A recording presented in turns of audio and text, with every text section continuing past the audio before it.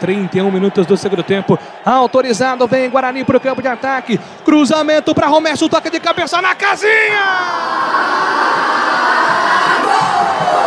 Gol!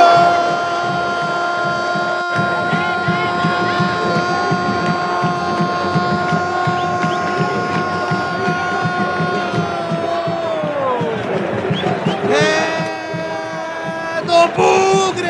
Avante, avante, Romércio! Aos 32 minutos do segundo tempo. O cruzamento pela ponta esquerda, Arthur Rezende levantou na segunda trave. Romércio subindo de cabeça, conferindo entre dois jogadores do Avaí. A bola vai na casinha do goleiro Lucas Frigeri. Guarani amplia no brinco, Romércio, número 33. Romércio vai à rede.